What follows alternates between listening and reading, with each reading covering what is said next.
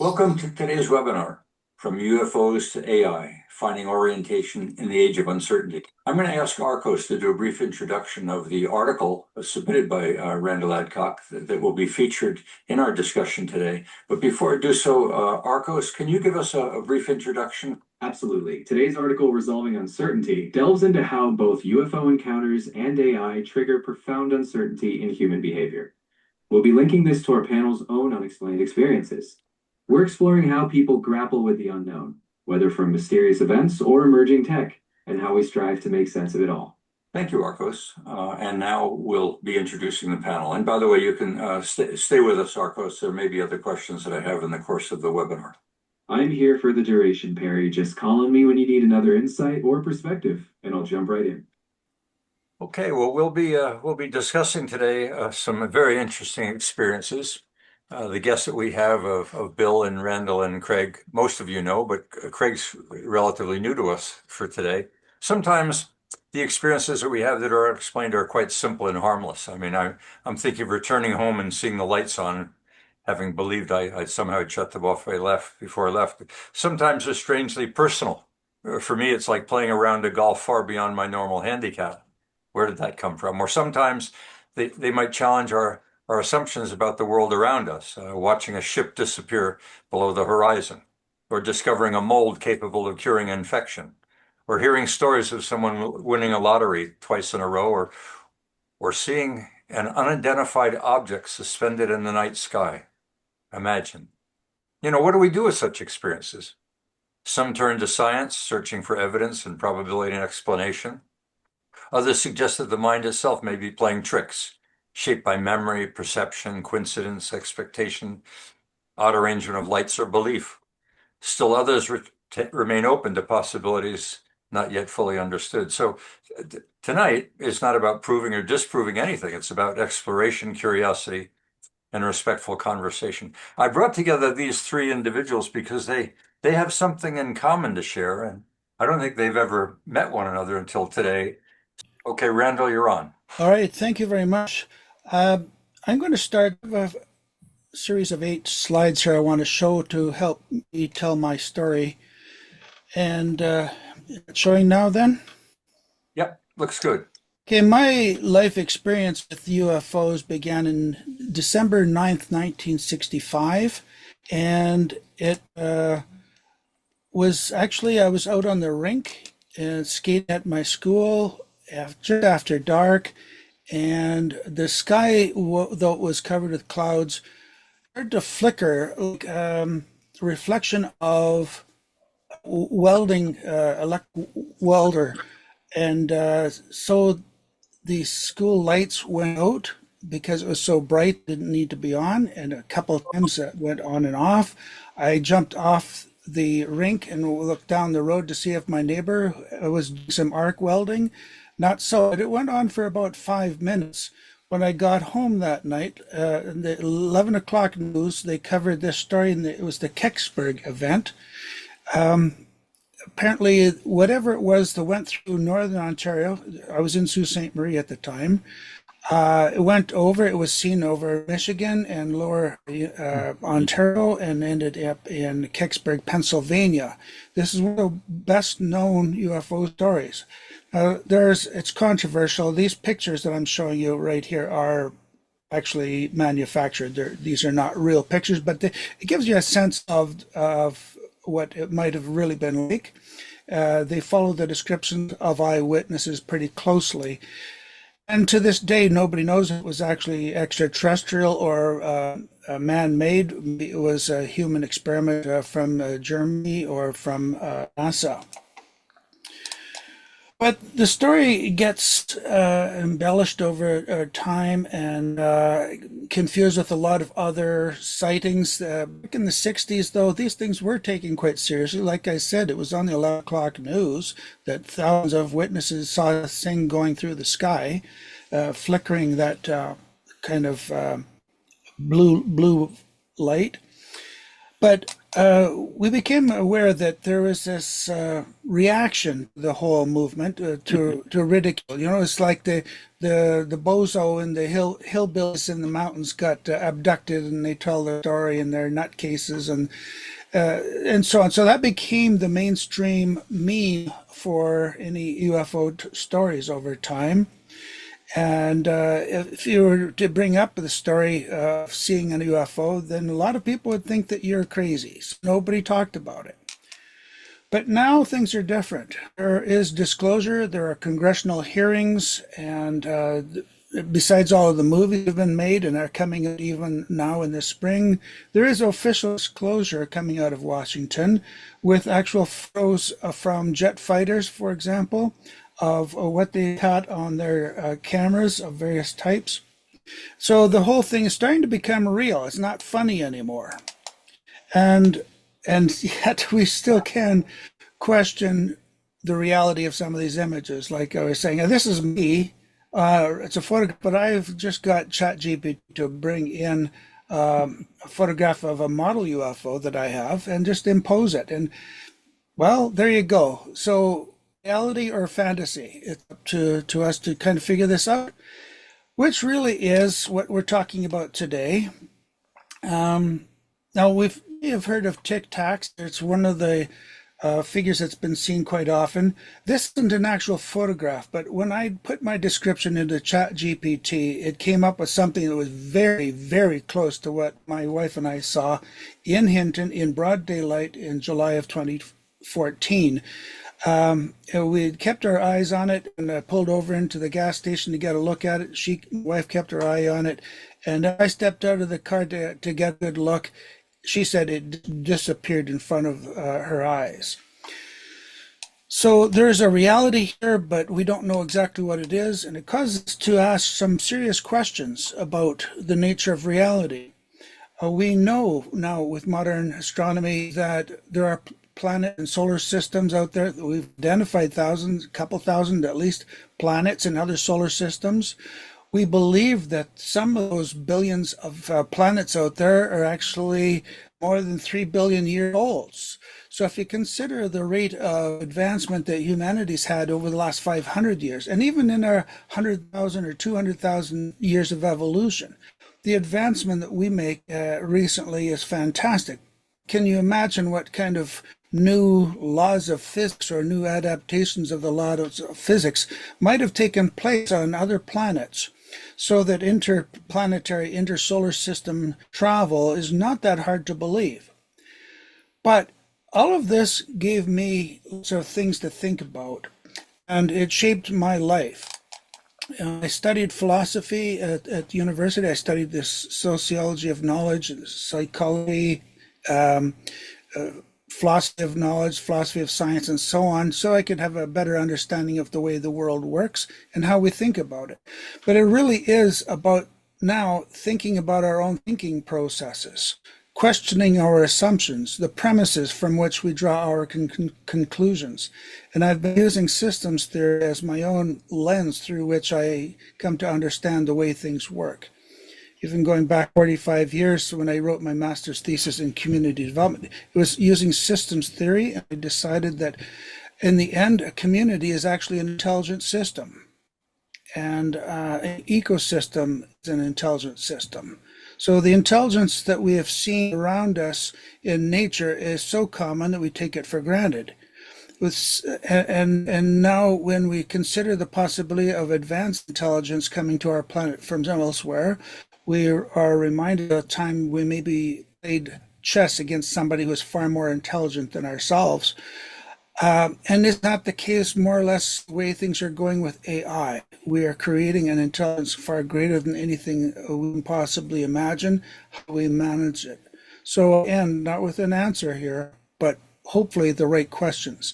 What do we have to do to think about our own thinking so we can deal with the questions of not only UFOs and aliens, but AI itself? Okay, so you've taken that experience and elaborated both from the perspective of philosophy, sociology, psychology. It's had an impact on you besides just having that experience. That experience has triggered other experiences.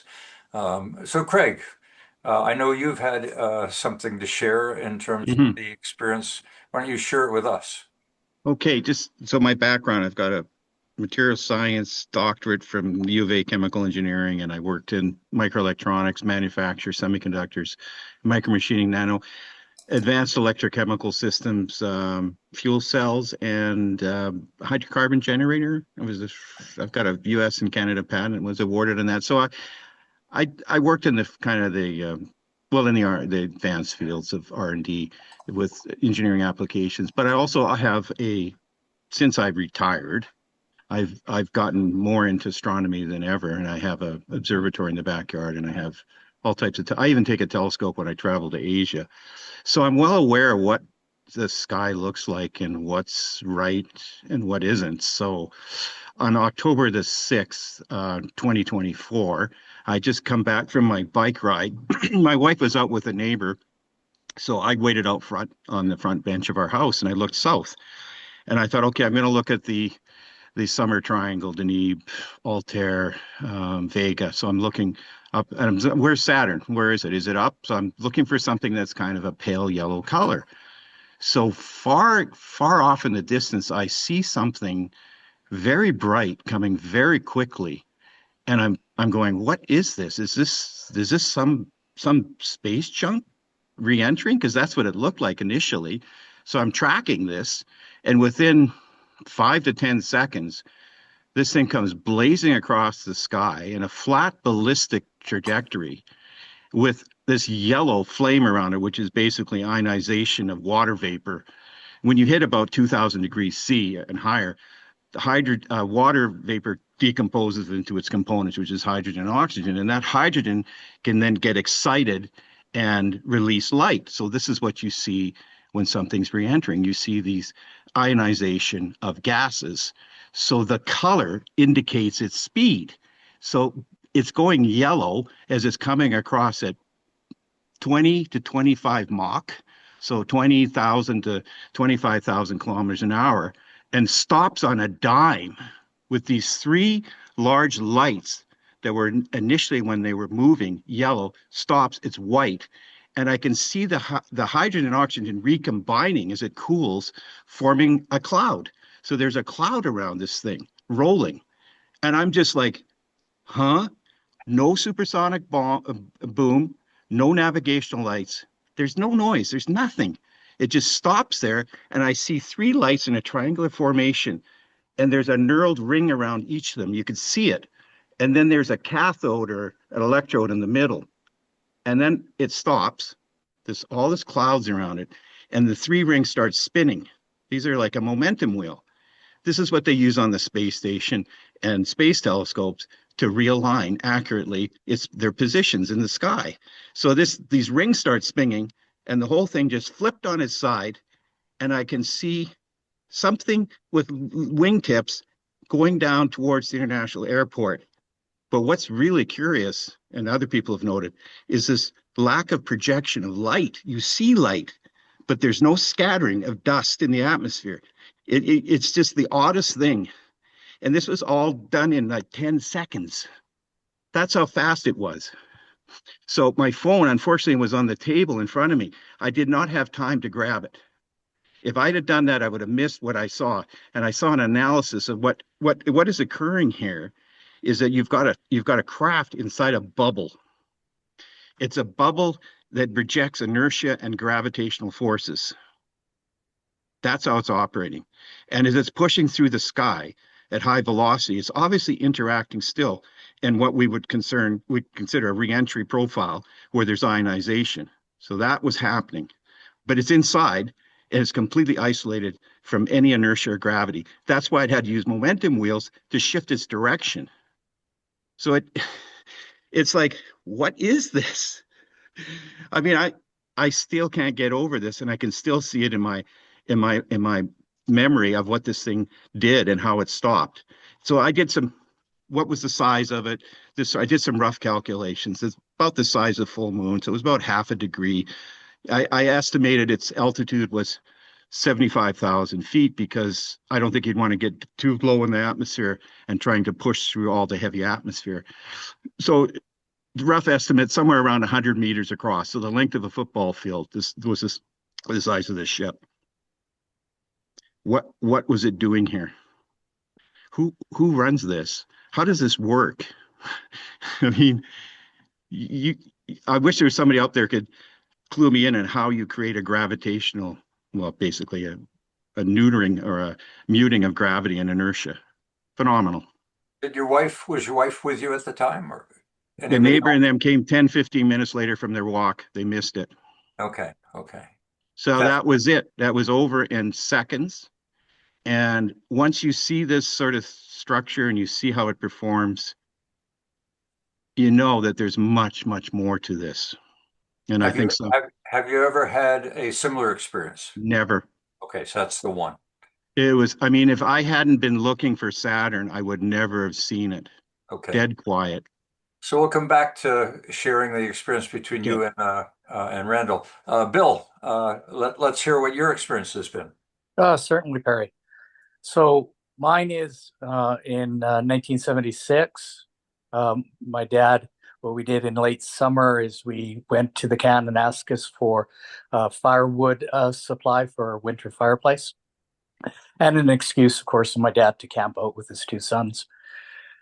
Just a background as well.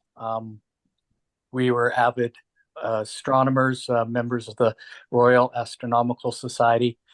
We built our own Newtonian telescopes. My brother and my dad and myself, we built 3 of them completely from scratch. The only thing we purchased was the silvering of the mirror and the lenses, but everything else we built, including grinding the mirrors.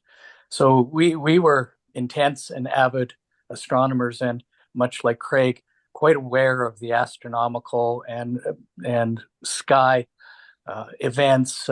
We've seen fireballs and meteorites and all sorts of different sky phenomena. So we're quite aware of what's up there. So it was late at night, and my dad noticed 3 dots. Now I have no altitude because there was no reference to measure any of this, but it appeared very high. They looked like near Earth orbit satellites. They were bright, and they were traveling across the sky in a different direction than the normal transit of satellites. So that's what caught my father's eye. Was first he thought it was satellites, but it didn't make any sense because they're not going in the right direction. And one after the other disappeared over the horizon.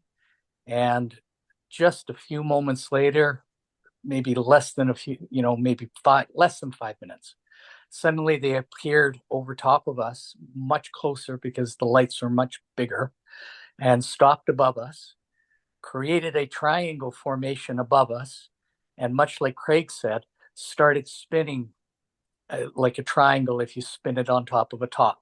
And it went round and around and around and stopped, and then all 3 flew off in different directions.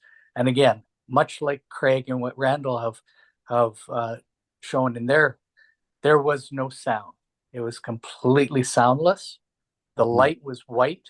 We saw white light, but it was not projecting.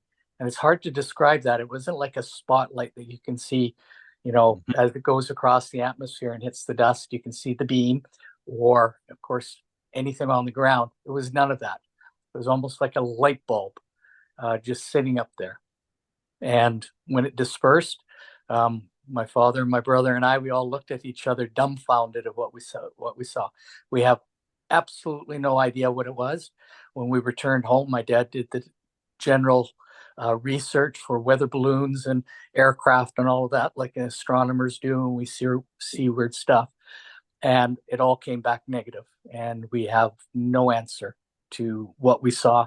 But it was 3 of us, and we weren't doing mushrooms. None of that. It was just the most bizarre thing we had seen.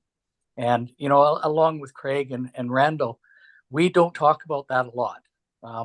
We told our mother, and she rolled her eyes. It's like seeing the Sasquatch. Yeah, sure. And of course, back in those days, we didn't have cell phone, back in 76. But we too have kind of kept it between my father and my brother and myself. And we really don't talk about it in public company. One, we have no answer. and we're not speculating either. It's beyond speculation from us. We couldn't even begin to describe what we saw. We're talking here about a physical event where you are observing something in the sky in common with a lot of similarities. The concept of uncertainty is not just what's going on physically, but what's going on in our own minds, what's going on in the society during periods of rapid change. So the whole intent today is to simply cite this as a common experience, but it was one of uncertainty that led you to isolate, to pull in. To not share because it was so unusual. But we have similar experiences like that occurring with the emergence of AI that people don't want to talk about. I know out in the group, Bogdan, you shared with us a little bit earlier. Can you just give us a little color of the experience that you had? Because I know it's somewhat similar. Yeah. So going back to 1970s, so probably 74 or so, hiking in the Carpathian Mountains, part of Alps in Europe.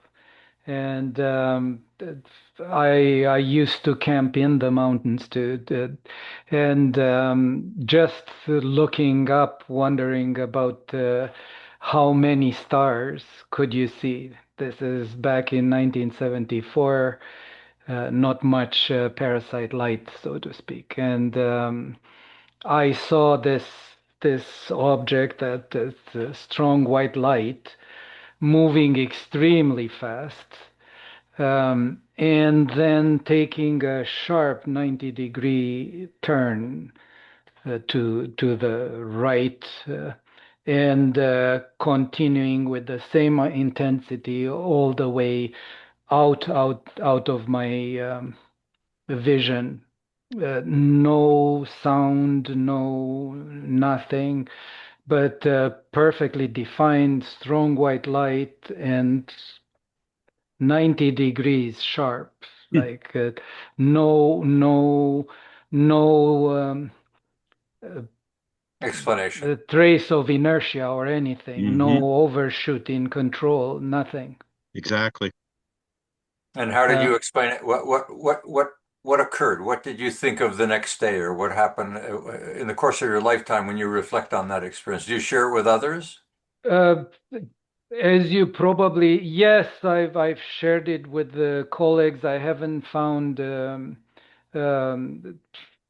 common experience with others. At that time, we were six, but I was the one on duty outside the tent, so I was the only one. There wasn't time to call somebody else. My mind was just behind the event, so to speak. And as you know, my opinion is that we know very little out of what's out there, what's the reality. We have evolved for minimal sufficiency on this planet. Yeah. So uh, I'm totally open to the fact that we don't know what we don't know. Yeah. So Well, things are coming from another multi-dimensional reality. They cross our perception, and then they just go back. And for the engineer in me, that's perfectly acceptable. well, we know NASA has reported the astronauts have reported unusual sightings when they were on the moon, et cetera. Peter, I see you've got your hand up. I'm going to open it up for commentary and others' experiences. So, Peter, you're unmuted. Go ahead. Oh, thank you. Craig, I just wondering, sorry coming in late. I just finished another meeting. When did your story start? What year was that, or day, or 24. was it recent? October Pardon? 6th October 6th, a Sunday night at about 7:45 at night. This A clear year, sky. or sorry, 2024. 2024? Yeah. Okay, because there was an X9 flare on the sun today. It was reported today. So Ah, I just wanted to know if it had anything to do with that, because the X9 flare is a gigantic solar storm. This was a physical object that had Yeah. technology. There's no Uh, doubt in my mind. I heard um, one of you mentioned that you were a member of the RAF. Bill, I think it Yes. was, Yeah. who mentioned he was a member of the RASC. I was a member of the RASC as well. In fact, I was president of the Ottawa Centre of the Royal Astronomical Society. And Awesome. the Ottawa Centre was 50% amateurs and 50% professionals. That's right. But I was also an observer for the National Research Council's meteor observing team for over 10 years. And I watched the sky for thousands of hours, and I have never seen an unexplainable object. Mhm. I've seen some very weird things, but they always seem to be explainable. When you looked at the multi dimensions of, I mean, three-dimensional space, right? I mean, in the sense of where the things are. And rotating satellites, for example, I've seen where you don't see them and suddenly they're like as bright as Venus Right. for a fraction of a second, Yeah. and then Doing it disappears. You've doing probably seen that flares. kind of Yeah. thing. Yeah. But Exactly. what I have witnessed a situation here in the city of Ottawa, actually, so it wasn't even in the countryside, where I saw a very bright object moving in a straight line kind of trajectory, obviously maybe curved or whatever, and then suddenly it went off at about a 120-degree angle. And that's the closest thing I've ever seen to what I might call an unidentified object, Mhm. because I couldn't explain why. But it may have been a reflection type thing, because there was a little bit of cloud in the sky, a small cumulus clouds. But the things you're reporting are quite different than what I've seen. Well, Yeah, interesting. no, But I, ch- I I'm just yeah. saying, I've spent thousands, literally several thousand hours watching the sky, and never seen such a phenomenon Yeah. that is unexplainable. Yeah. So you were either lucky Chance. or unfortunate Yes. to see such things. Okay, Craig, do you want to add anything there? Yeah, I just remembered at the time I checked, there was an Air India flight at 31,000 feet north of the city. The International Space Station was on the other side of the world, and the track was from the southeast to the northwest, which is, I mean, we all know, you know where satellites go from west to east, and there's some circumpolar, but this was in a Well, flat trajectory. there's other orbits as well. I mean, Yeah, I but will this give was, there are, especially like rockets. There's a lot of rocket pieces up there that aren't satellites per se, but they're still stuck in orbit, and they yeah, occasionally crash down. And this had so a flat. they can be on any number of angles in terms of where you relative to your normal satellite tracking station. Whether it's You polar wouldn't or you wouldn't equatorial. confuse this. You wouldn't Yeah, confuse this. This was on a yeah, flat ballistic trajectory, high yeah, velocity, and then stopped in the middle of the sky in the south of Edmonton over the sky at high yeah. altitude. And it was a clear night, so I couldn't determine the altitude it was at, but it just stopped dead. And then these Well, what I rings saw, what I started reported that spinning. was, coming bright. It was bright, like maybe magnitude, I suppose probably one or maybe even zero. Hmm. And then suddenly it went off at a 120-degree angle at about magnitude two. I was fortunate to see this. I would not, if I had not been looking in the sky waiting for my wife to return from her walk, I would have never, I could have been looking in the front yard and never seen it because it made no Yeah, sound. and But what I saw was going faster than normal meteor. yeah, I saw physical structure. I saw Mhm. operation. I saw the knurled rings around these lights start spinning and like a momentum wheel, it flipped on its on its side, just like, what? So this had detail. This was not simply Yeah, a. Yeah. yeah. Yeah. Could And I? and, and Yeah, the I'd like thing with just thing Just a with start. second. mine, Terry, Just a is second. Time out. Everybody, just calm down a minute. Bogdan, your experience was in the 70s. Uh, yeah, probably 74. Okay, so we're probably prior to satellites flying all over So the we're place. satellites then, oh yeah. Yeah. But not a lot. All right. not as many as there are today. I mean, the sky is now getting more satellites than stars, Yeah, and I don't know whether we're having an thanks to increase. SpaceX Hmm. That being Hmm. the case, we with should Starlink. be seeing more UFOs, but I'm not sure that the frequencies increase just because there's more satellites. Anyway, Randall? Yeah, I just wanted to reiterate, Peter did join a little late, but to describe a little more clearly what I saw in Hinton in July of 2014, I considered it at first glance to be a dirigible because it was that kind of ship. I thought of it as a Hmm. gigantic propane tank the size of a city bus, probably around 40 feet long, about 12 feet wide or around, about around. But you can only determine that if you know how high it is. Yeah, it was about 500 feet above the ground, and Oh, is okay. yeah, it was in clear daylight, and Ah, it was a physical object. And when we stopped to take a closer look at it, it just magically disappeared completely. What color was it? It was sky blue, but on that day, the sky itself was a pale blue. Yeah, I thought it was a Viagra advertisement, but anyway, well, there's certainly blue one pill. possibility is a meteorological balloons, but that image that we see here, that's not a looks like a balloon, that's for Yeah. sure. Where did that image come from, Randall? Well, this was I told ChatGPT exactly what I saw, and this is Oh, extremely close to what I saw. okay, okay, gotcha. Fascinating. And Peter, is from the thing I experienced. Yes, we initially thought it was satellites, some weird Hmm. trajectory of them. This is in '76, but it was that they returned after they fell across the horizon. Again, I don't have altitudes because there was no reference for us, but the little dot that's a satellite. But when they returned, they were bigger and brighter, and they moved into a triangle that began spinning above us, and then moved off 90 degrees to each other at in near instant speed and disappeared. And I know satellite flares. Often I go out, there's a website, you can walk right underneath the satellite flare and you get that nice in the middle of night, hit of a beam, reflecting off their the iridium network, create all these nice satellite flares, and it's kind of neat. Yeah.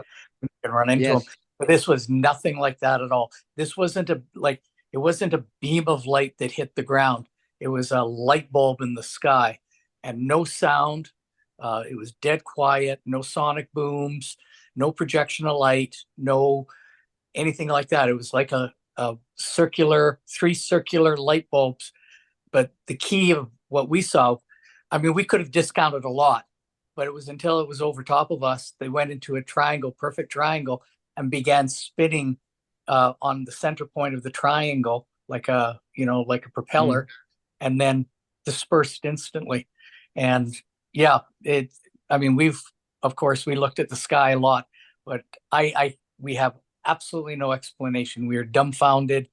And like I say, when we tell people, they look at us like we saw a Sasquatch or something like that. So yeah, Well, it's unexplainable. something I might add to the conversation, and this is a mystery, but since 1945, after nuclear weapons were actually into the 50s, with nuclear weapons going off in the atmosphere, there was many reports around the world that had never been reported before by amateurs as well as a person on the street, so to speak, about seeing unusual objects in the sky.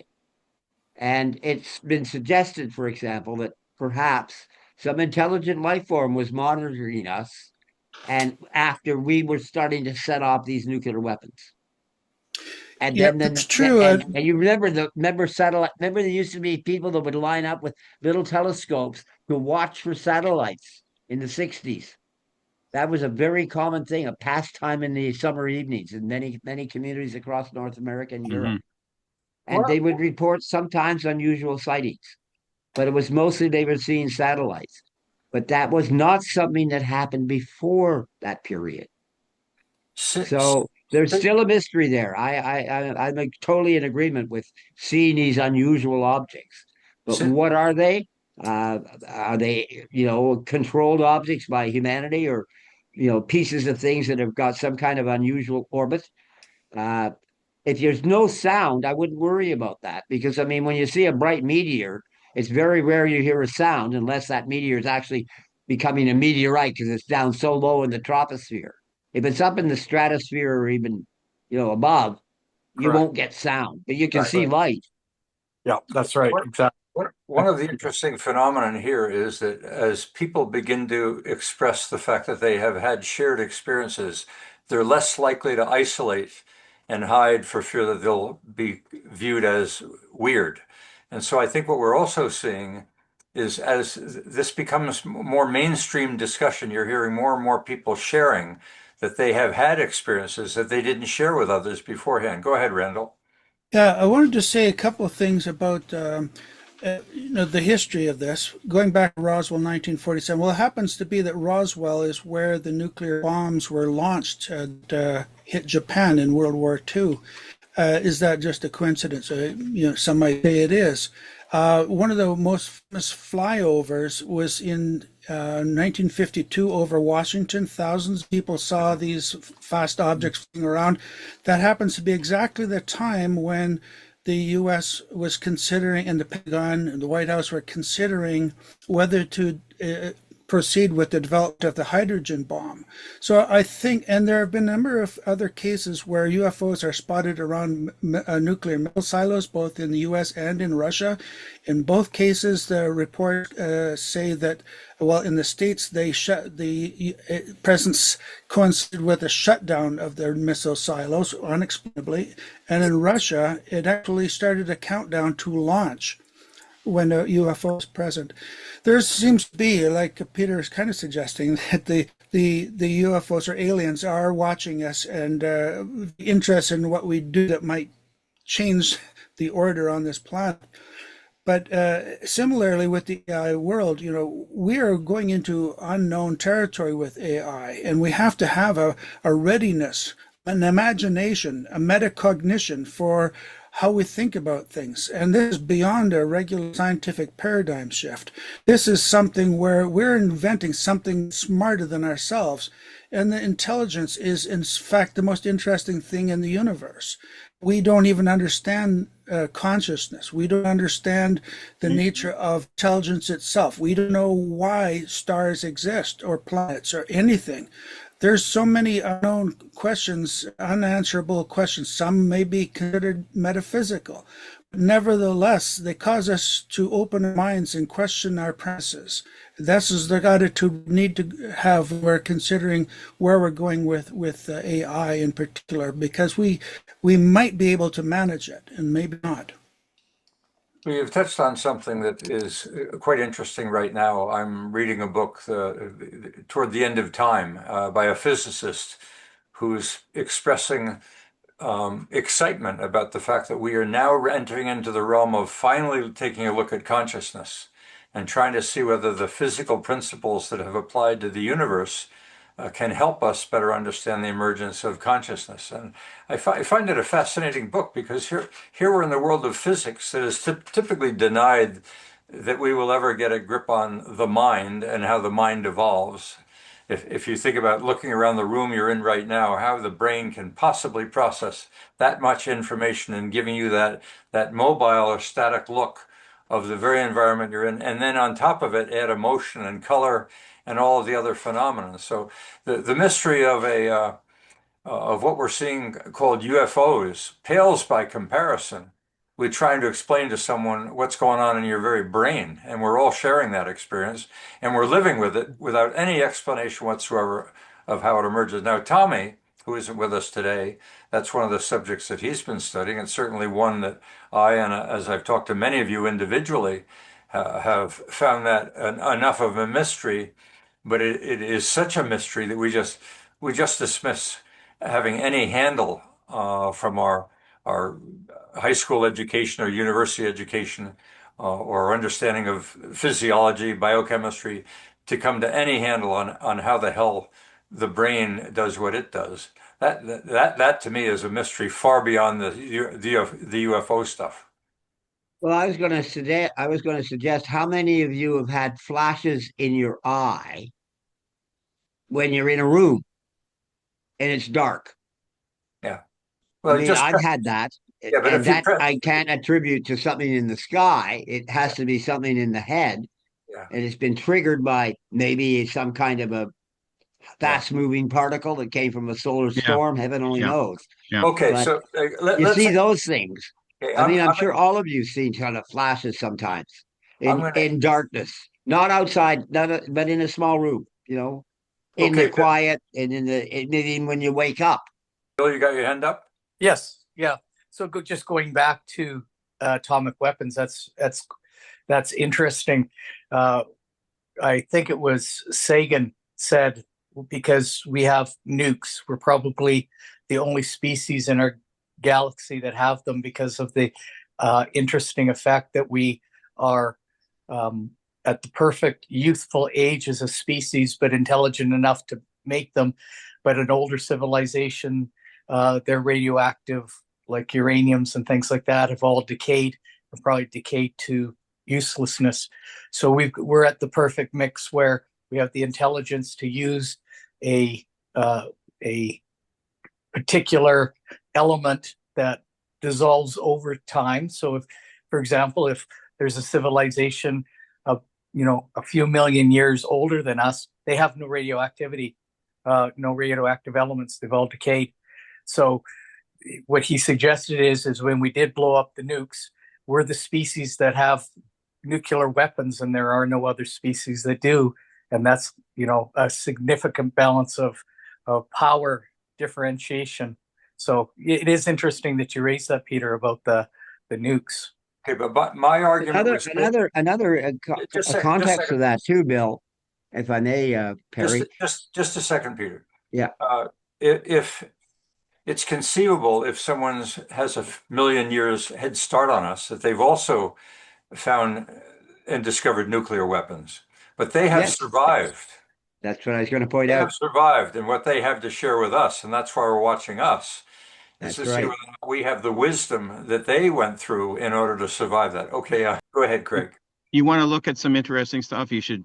Hellier, who was the defense minister under Diefenbaker in the 60s, he went around until he was 90, 91, playing the piano to prove that his mind was still intact. And he was claiming he was in a meeting in the Department of Defense down in the 60s, and they basically told him that they were aware of 5 species of extraterrestrials visiting the Earth, and they had been doing it for thousands of years. And there is also, of course, John Mack, who was a psychiatrist at Harvard, that he had the spillover from people in the military that claimed they saw a UFO, and they had to go get analyzed by a psychiatrist to see if this was legitimate. He did about 100 people, and he said there's a common experience here, and it's real. There's people are being abducted. There's another guy named Jacobs. I think it's Memorial University. He's been working in this similar field and talking about hybrids. There's a lot of stuff out there. And it is kind of odd. And is it true? Well, when I start hearing people like that, and there was also a defense minister in Israel, by the way, that came out and said, yeah, there's extraterrestrials. And there's Tim Burchett, who's a representative in Congress, that just came out and said that the military told them that they've had contact with extraterrestrials. I saw the interview.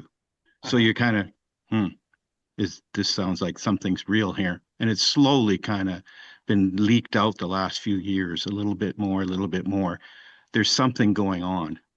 And don't we have someplace in Alberta, one of the cities that has put a landing pad? St. Paul. Yeah. St. Paul. Out by Bonnyville.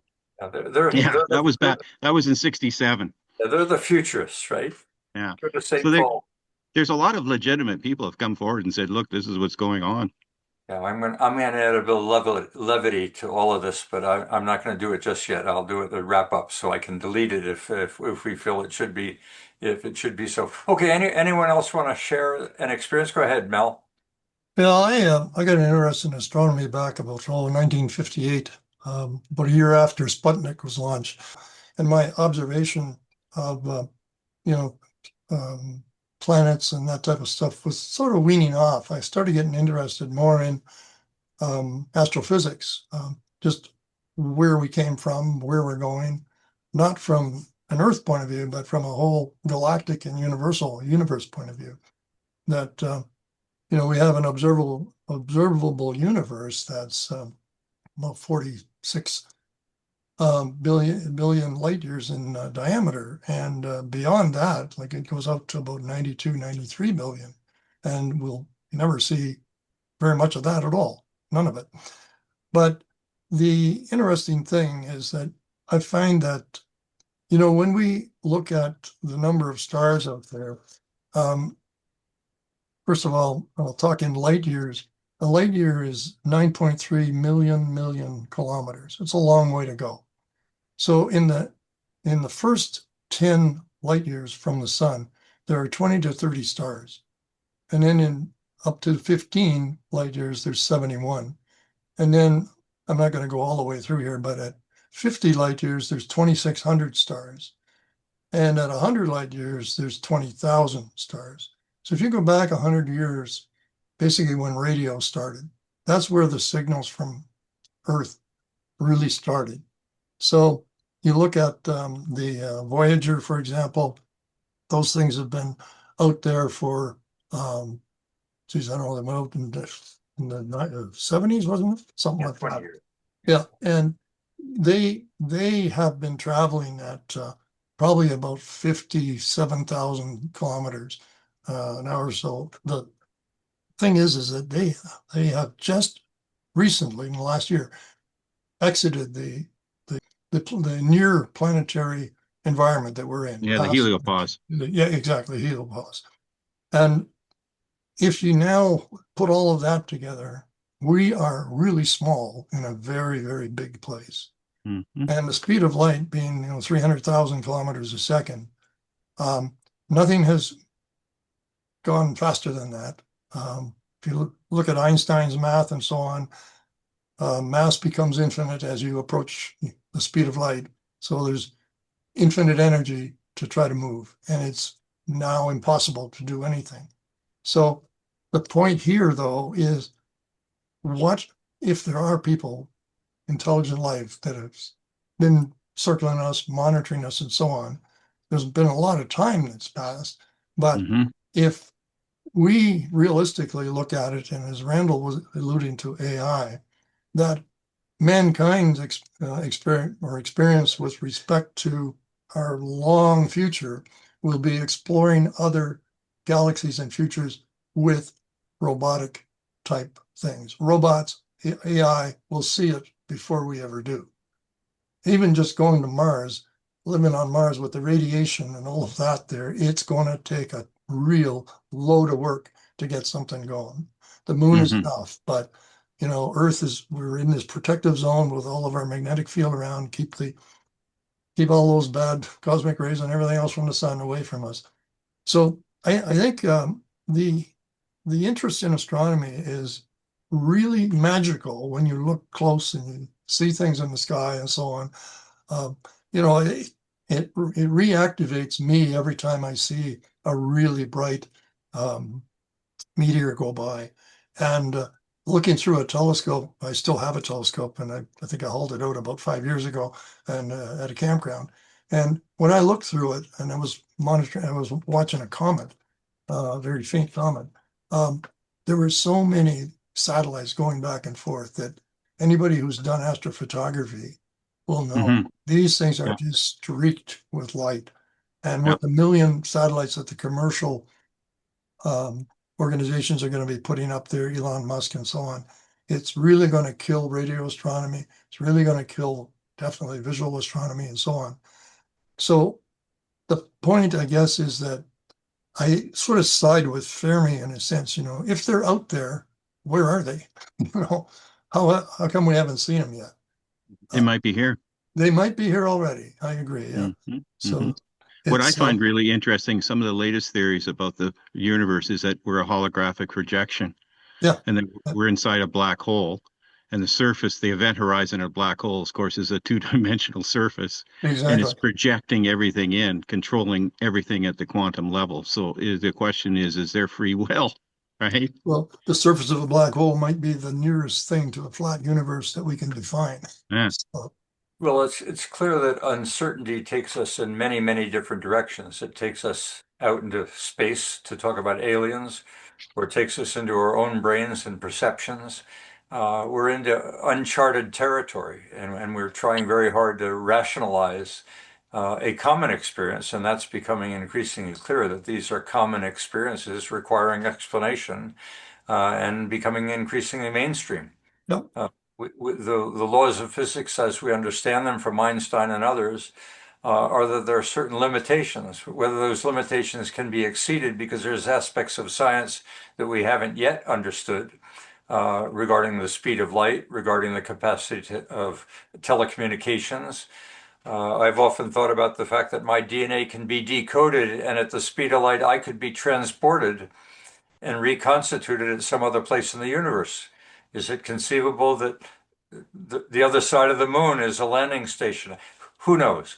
But I'm going to share with you a little bit of levity. We've got 5 minutes, so this is a story that I've shared with very few in the course of my life because it's a little bit embarrassing. So bear with me for a moment. I went down to Long Island and brought my family on a high school experience to share with them my lifelong love for where I was born, and that was on Long Island, in particular, Fire Island.